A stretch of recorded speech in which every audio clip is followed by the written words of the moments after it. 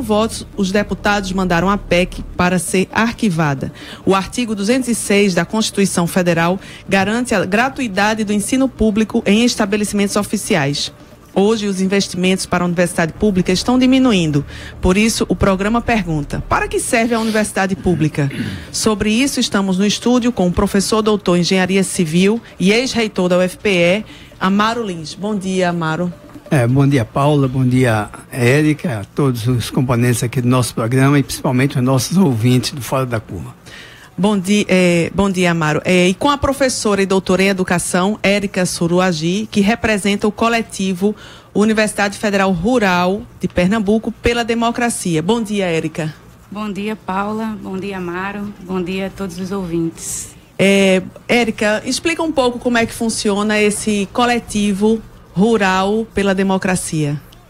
Então, Paula, no início de 2016, nós, entendendo a conjuntura, né, adversa e o início, né, do processo de impeachment da presidente Dilma Rousseff, começamos a nos inquietar e nos organizar em reuniões, fazendo palestras, né, onde professores, estudantes, alunos, os técnicos também se juntaram para debater, né, a universidade enquanto o espaço de resistência, né, e de defesa da democracia que para nós estava ameaçada naquele momento e que o desenrolar, né, veio a consumar o golpe com o impeachment da presidente Dilma. É um coletivo que funciona com professores, estudantes, administrativos, isso, todas as na categorias. verdade, as três categorias fazem parte, né? Nós também tentamos sensibilizar os terceirizados da universidade para a participação, sabe a dificuldade, mas nos reunimos com todos os estudantes, né, que tiverem a mesma ideia, né, de defesa da democracia contra o golpe, que foi esse o mote de criação do coletivo, né? Começou aí mesmo com inquietação política de WhatsApp e depois a gente foi botar a mão na massa, se reunir, fazer debate, palestras, convidar pessoas para que a gente pudesse entender a universidade enquanto esse espaço, esse locus, né, de defesa intransigente da democracia e contra o golpe que estava em curso, tendo em vista o papel, né, já que o mote do programa é perguntar para que serve a universidade pública, a gente entende que é esse espaço sim de resistência, de debate, né, de se colocar em defesa de um direito fundamental que é o direito à educação. Amaro, qual é a conjuntura, como é que você vê hoje a conjuntura das políticas atuais para a universidade pública? E até pegando também o gancho dessa abertura que eu falei, que essa PEC, né, foi arquivada por 4 votos, perdeu, né, de possibilitar a cobrança de mensalidade em curso de extensão e pós-graduação lato sensu. Também é meio polêmica, é um bocado polêmica, na verdade, né? Como é que você vê essa conjuntura atual? Bem, o que nós temos vivenciado ao longo dos últimos meses no Brasil é uma forte redução do papel do Estado na vida do país.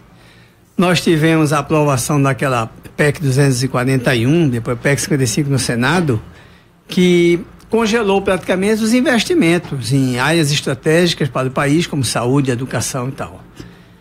Com isso, nós vamos ter um forte corte na educação em todos os seus níveis, não é? No momento em que a educação vinha se expandindo, né, desde o ensino fundamental, desde a creche, na verdade, até a universidade. E as universidades, elas se ampliaram muito, né? As universidades federais, por exemplo, elas tiveram a criação de 23 novos campi, né, no período de 2003 até hoje. E tudo isso está ainda em fase de consolidação. E nós vamos precisar manter os investimentos na expansão ainda desses campi, não é? Na estruturação, na contratação de docentes, e num momento tão crítico como esse, porque o congelamento desses recursos, na verdade, implica numa redução nos serviços prestados na universidade, não é? Deterioração dessa qualidade que vinha sendo oferecida, e com isso quem perde mesmo é a nação brasileira, é o país, né? Porque a pergunta de hoje, para que serve a universidade, né? A universidade serve para tantas coisas que o ouvinte às vezes nem parou para pensar, não é? Qual vai ser o resultado desses cortes na educação e na universidade para o país? Vai ser, obviamente, né, a redução da capacidade do país de enfrentar os seus diversos problemas, né? De resolver problemas que vão da saúde, tá certo? Da convivência social, das tecnologias como um todo, né? E que isso aí vai gerar uma dependência forte do país, porque país desenvolvido tem que ter boa educação. Érica, já dá para identificar perdas ou problemas dessas novas políticas nesse novo contexto do governo Temer na universidade? Sim, a gente já viu, né, o anúncio, né, e o próprio orçamento sendo mutilado, né, diminuído. Nós temos programas que são importantíssimos para a formação, que estão, né, em fase também, né, de reestruturação, mas uma reestruturação, né, que vai cortando aos poucos. Que os programas, próprios, por exemplo? Por exemplo, o Ciência Sem Fronteira, que a gente viu agora recentemente. Nós tínhamos o Programa de Licenciaturas Internacionais, nós temos o PIBID, que é o Programa de Iniciação à Docência. Então, uma série de programas dentro da universidade que vem sofrendo, né, os reflexos dessa política que o governo Temer tem posto para nós, que é uma política de restrição, uma política de privatização, né, desengavetar, por exemplo, você falando dessa questão da cobrança de mensalidade, desengavetar esse projeto, né, de cobrança. Isso demonstra, né, a necessidade de abrir um precedente e mudar, inclusive, a própria natureza da universidade, ou seja, ela deixar de fato de ser pública, né, e captar recursos através de programas de pós-graduação para poder suprir exatamente esses cortes que já iniciaram, e a tendência é de aumentar ainda mais o contingenciamento. Então, essa mudança da natureza da universidade é um debate que a gente faz desde a década de 90, né, e que hoje, né, ressurge com muita força com o governo Temer e com Mendonça à frente do Ministério da Educação, né? Amaro, como é essa questão, essa polêmica que a Érica tá trazendo, né, essa questão desse projeto, dessa PEC para cobrar mensalidade dos cursos de pós-graduação lato sensu? Não há um consenso dentro da própria universidade, né? De fato, a universidade, ela se divide em relação a esse aspecto dos cursos de especialização. Exato. E o argumento, como o professor Érica colocou, é o seguinte: na década de 90 nós vivíamos aí numa falta de recursos imensa.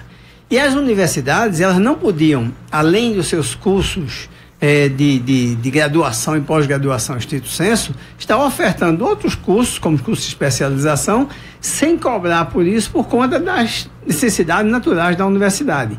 Então existia uma demanda para que esses cursos pudessem ser cobrados, né? Como depois a polêmica também do mestrado profissional, não é?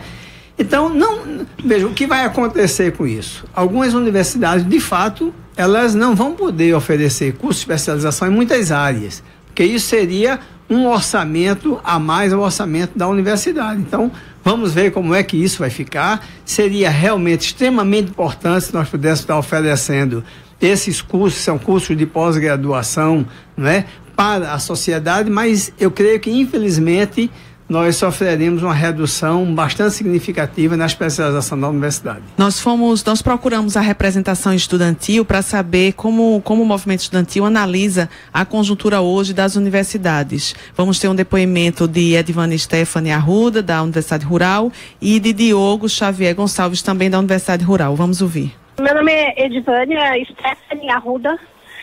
Tenho 24 anos e sou estudante de pedagogia da Universidade Federal Rural de Pernambuco, né? Acho que há 12 anos atrás a gente não conseguiria pensar, principalmente os que compõem atualmente a maior parte dos movimentos estudantis, que são pessoas da classe trabalhadora, pessoas que estudaram a vida toda em escola pública. Eu, por exemplo, sou uma dessas que estão nesse panorama, né?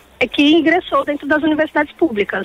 E assim, durante essa época de 12 a 13 anos, a gente teve a oportunidade de ter uma universidade até um pouco mais bem cuidada e os investimentos e com um pouco mais de inclusão, apesar de ainda não ser o suficiente para que mais pessoas desse recorte social estivesse presente, não só no recorte social classista, né, como de raça também, gênero nesse sentido. E assim, o que estamos vendo é o retorno aos anos 90, né? Cada vez mais cortes dentro das universidades.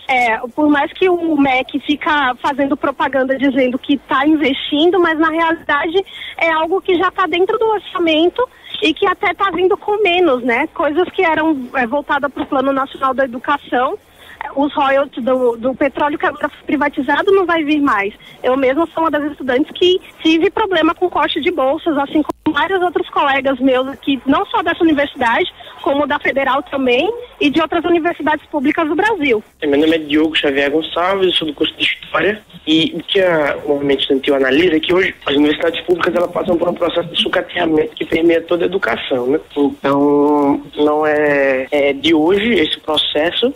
Só que com a chegada do governo Temer, após o golpe parlamentar que acontece no meio do ano passado, se aprofunda esse processo inteiro. Então, vários programas que ajudavam muito, principalmente jovens de baixa renda, a entrar e a continuar na universidade, foram cortados ou diminuíram muito o tamanho. Então, programas de assistência, bolsas, tudo isso vem diminuindo, que faz com que a permanência na universidade se torne alguma coisa cada vez mais difícil, né?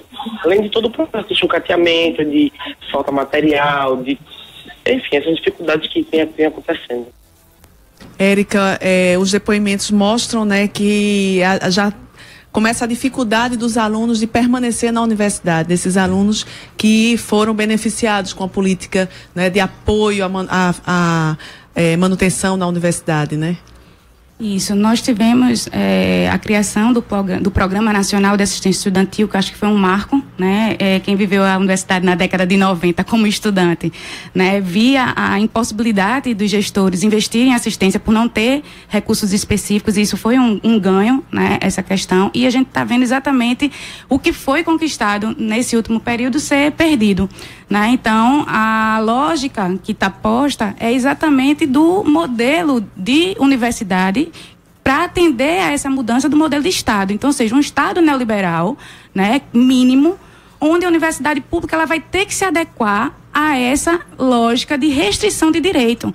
Então, ou seja, a gente vai começar a cortar tudo, né, e repassar para a universidade, né, a obrigação de captar recursos para poder se manter. E aí isso é um modelo que não é um modelo novo, é um modelo velho que já acontece em outros países, né?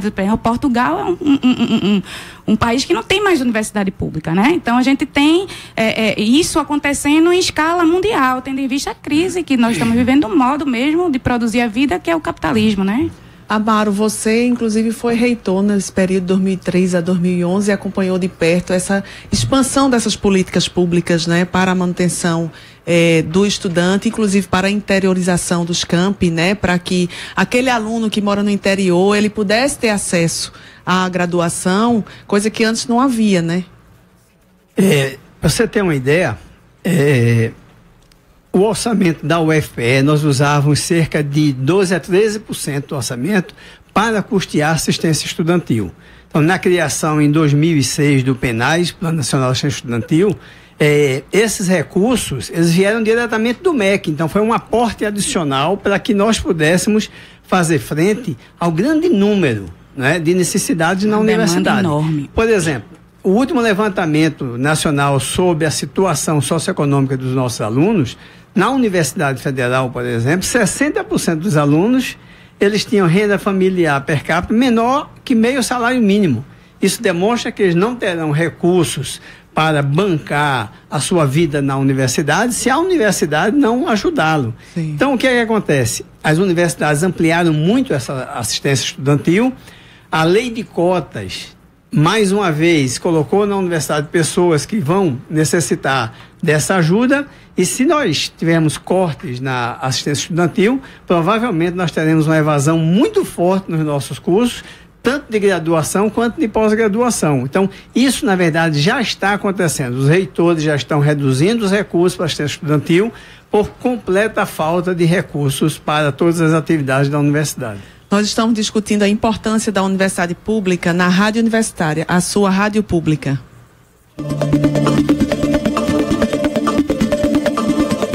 Fora da Curva. Jornalismo, crítica e diversidade. Para você que acaba de sintonizar, este é o programa Fora da Curva, que une jornalismo, crítica e diversidade. Hoje estamos discutindo para que serve a universidade pública, com o professor e ex-reitor da UFPE, Amaro Lins, e com a professora do coletivo Universidade Federal Rural pela Democracia, Érica Suruagi. Bom, e aí, para que serve a universidade pública? Em tempos tão difíceis, precisamos discutir isso, né? Para mostrar que ela é importante para o país. Então, como a Amaro colocou aqui, são tantas questões e tantas coisas que nós podemos dizer, né, sobre o papel e a relevância, que a gente poderia passar aqui o programa todinho só enumerando, né, a partir da função social da universidade, tanto no sentido da pesquisa, do ensino e da extensão, né? E também como esse espaço que para mim é de produção de cultura e de difusão de cultura, né? A universidade, ela é entendida a partir do seu, né, o famoso tripé, ensino, pesquisa e extensão, mas que extrapola na perspectiva da formação, né, do cidadão, na formação política também desses jovens que hoje estão nas universidades públicas. Os dados não deixam a gente mentir que, por mais que o discurso diga que as universidades públicas são para atender a burguesia, uma elite, né, a gente tem um número de estudantes, mais de 60% dos estudantes são né, de classe social, né, de uma renda, né, não, acho que precisa do apoio, né? Do apoio tanto da assistência estudantil como da universidade enquanto espaço de acessar o conhecimento e se formar. Então, acho que a universidade, ela tem esse papel, cumpre esse papel, e no momento de crise que nós estamos vivendo, né, tanto de crise política, crise das instituições, né, a gente está vendo uma crise dos três poderes, tanto do legislativo, do executivo e do judiciário, a universidade, ela tem que cumprir esse papel de discutir e defender a democracia, esse espaço democrático de pluralidade de ideias, né, de resistência à destruição dos direitos, né, e dessa organização da própria forma, né, de organizar o Estado brasileiro. Então, a universidade, ela tem esse papel e também de soberania da nação, porque a pesquisa que é produzida na universidade pública, ela nunca vai ser, né, poder ser garantida esse tipo de pesquisa na iniciativa privada. A gente sabe que a iniciativa privada vai pesquisar aquilo que dá lucro, né? Então, pouquíssimas faculdades privadas desenvolvem pesquisa, né? Isso, a gente exatamente. Pode dizer que a pesquisa realmente está na universidade pública, O grosso da pesquisa nacional está na universidade pública. Então, é uma questão de soberania, né? Então, o papel que a universidade pública cumpre é também de defesa da soberania da nação, de poder pesquisar, né, e produzir e disseminar esse conhecimento para realmente a grande maioria da população, e não só para os grupos privados, né? Amaro, como é que você vê aí? O que é que pode acrescentar? Para que serve a universidade pública? Essa pergunta, eu acho que ela é muito importante para que todos os ouvintes possam perguntar o que eu acho que é a universidade de fato, né? Se você analisar a história da universidade ao longo dos séculos, você percebe que a universidade foi criada lá no início para atender a casta da igreja, para atender a realeza. A nossa universidade no Brasil, ela foi criada a partir do Estatuto da Universidade de Coimbra, que o objetivo da universidade era formar pessoas que iriam abastecer a burocracia pública do Estado. Então, era esse o objetivo, atender um número pequeno de pessoas. Então, com o processo de expansão e democratização da universidade, a universidade se ampliou e ela tem múltiplas finalidades. O papel principal dela é gerar e transmitir o conhecimento, para que isso permita a criação do pensamento crítico, a formação de cidadãos conscientes, a formação de profissionais, a formação de intelectuais que possam gerar o desenvolvimento do país, né? Nas diversas áreas, da área de humanas, saúde, tecnologia, educação, não é? Então, a universidade tem 1000 papéis e todo mundo espera que a universidade resolva inúmeros problemas, mas uma coisa eu posso dizer: sem a universidade, o país não tem futuro. E sem a universidade pública, que tem esse papel de democratizar de fato o resultado do seu trabalho, nós não teremos futuro e também não poderemos sustentar o presente. Sem dúvida está ligada diretamente aos subsídios, inclusive, de formulação de políticas públicas, né? O que é produzido do ponto de vista da ciência, não é? Subsidia políticas públicas governamentais, né? Como é que vocês têm visto na mídia atualmente, como é que a mídia tem abordado essa questão? Aparece essa questão da universidade pública? Não aparece ou mal aparece? O que é que você acha, Érica?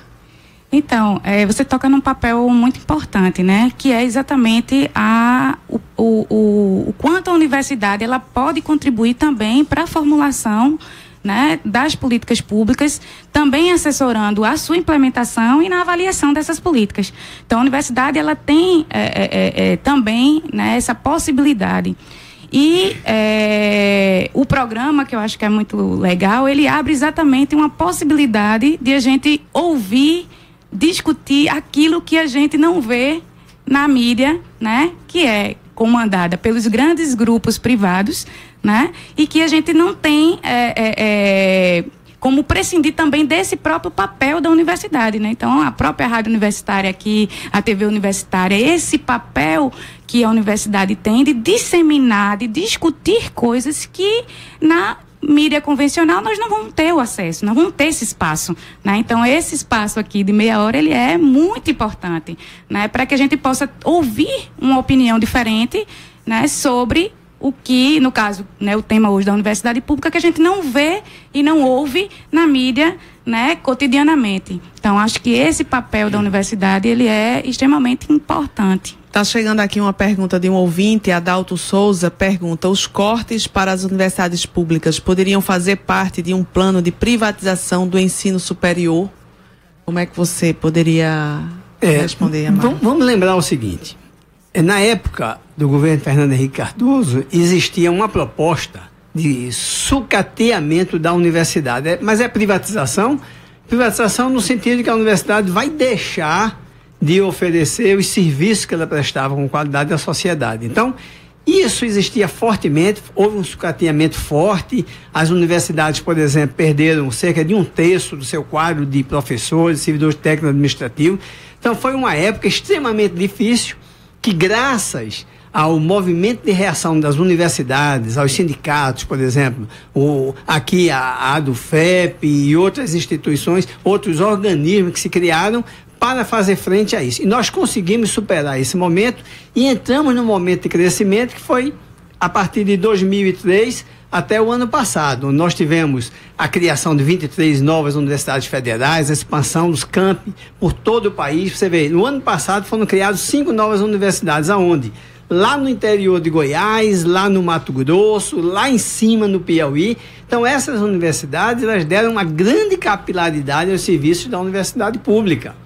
E o que nós percebemos é o processo contrário, semelhante de fato à política dos anos 90, que era de redução do papel da universidade pública. E se você provocar cortes tão brutais na universidade como já está se prevendo, nós vamos paralisar a universidade. Ela não vai poder prestar esse serviço. E a privatização acontece em que direção? O aumento do número de alunos nas universidades nos últimos anos é fantástico. Agora, ele cresce muito mais no setor privado do que no setor público, pela própria capacidade de investimento do Estado. Então, se você arrochar ainda mais o orçamento das universidades federais, você está realmente privatizando o que ainda existe. Nós temos hoje cerca de 12% de instituições no conjunto são universidades públicas, não é?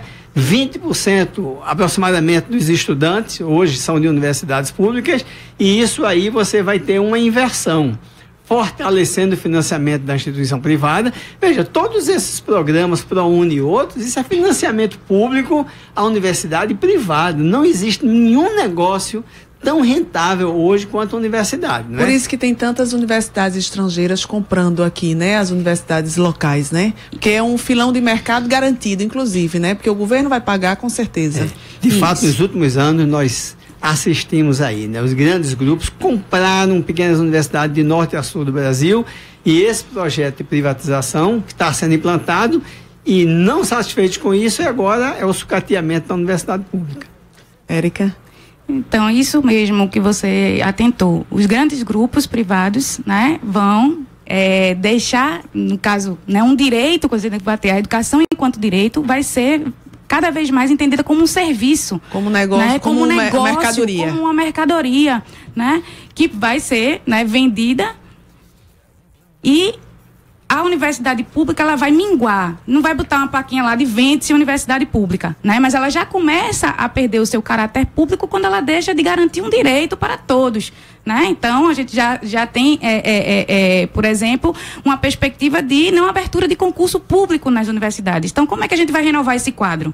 Inclusive, agora então, tem um grande número de professores para se aposentar, né? E técnico-administrativos, né? A gente tinha a figura do substituto, depois apareceu a figura do professor temporário, né? Agora a gente tem esse processo de privatização irrestrita, né? Esse projeto aprovado da terceirização, que isso vai bater fortemente, já tínhamos a terceirização dentro das universidades, né? Dos setores que não eram de limpeza, fins, né? Os setores meio, limpeza, motorista, uma série de coisas, e isso agora vai vir de uma maneira avassaladora para dentro da universidade, que vai bater nos professores, nos técnicos administrativos. Ou seja, ao invés de abrir novos concursos públicos, pode ter a possibilidade de haver uma contratação de professores temporários. Tanto pelo contingenciamento, né, a PEC aí dos 20 anos, mas agora legalizado aí pela terceirização. Então a gente vai ter um quadro, né, de professor temporário dentro da universidade, sem nenhum compromisso, né, com a instituição pública, universidade.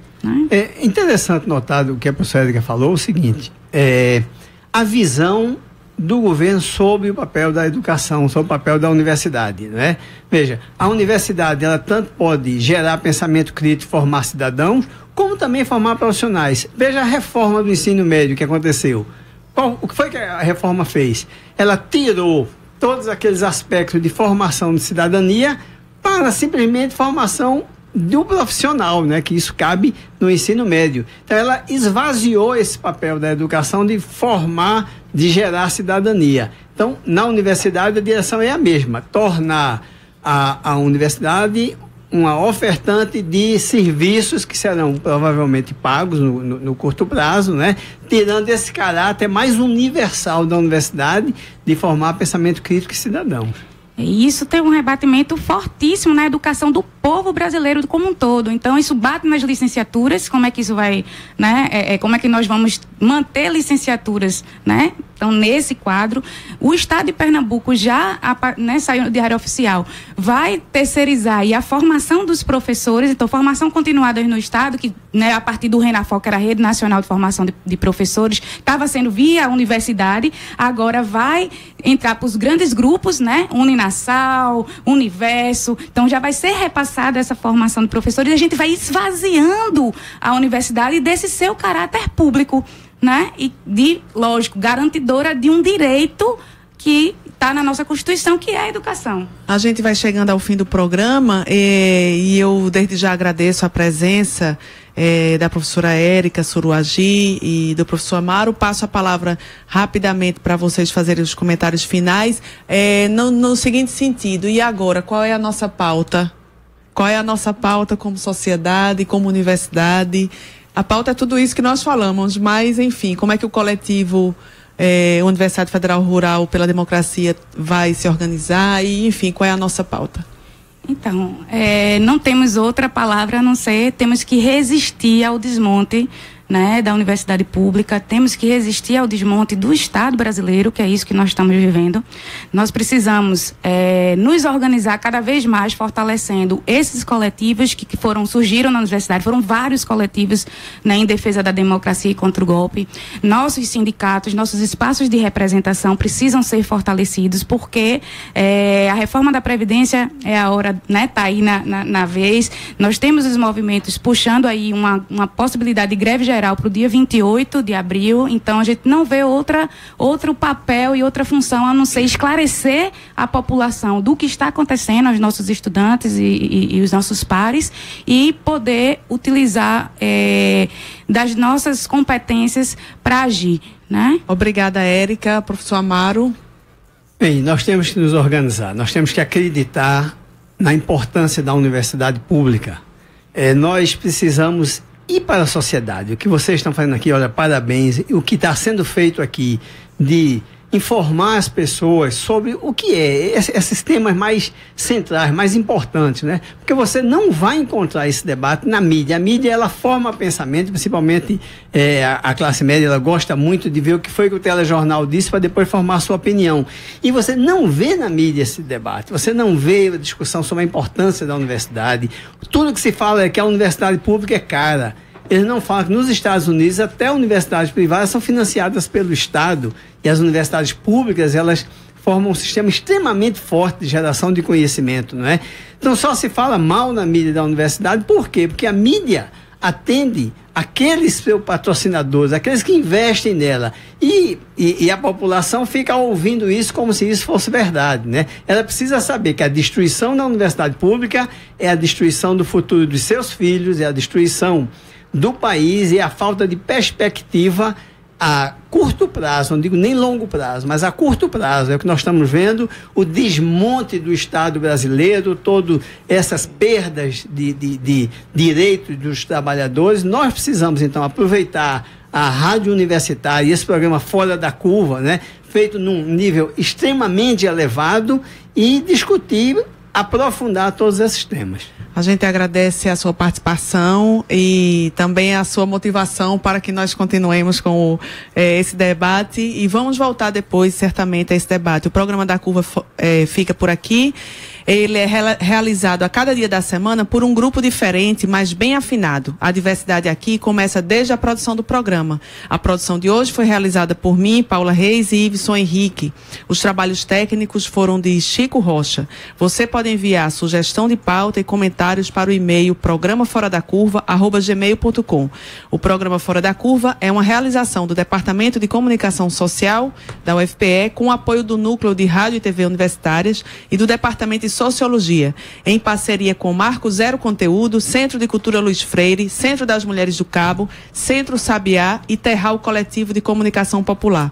Esta foi a edição do dia 5 de abril de 2017, com reprise na sexta-feira da Semana Santa. Lembramos que a equipe de hoje vai estar de volta na próxima quarta-feira, e amanhã você fica com a apresentação de Eduarda Rocha, discutindo o tema Brasil e Agora, uma entrevista com Guilherme Bolos, coordenador nacional do MTST. Este programa fica disponível na página do facebook.com, Programa Fora da Curva. Fora da Curva, seu programa de jornalismo, crítica e diversidade. A gente fala o que a maioria cala. Boa tarde. Fora da Curva. A gente fala o que a maioria cala. 12 horas.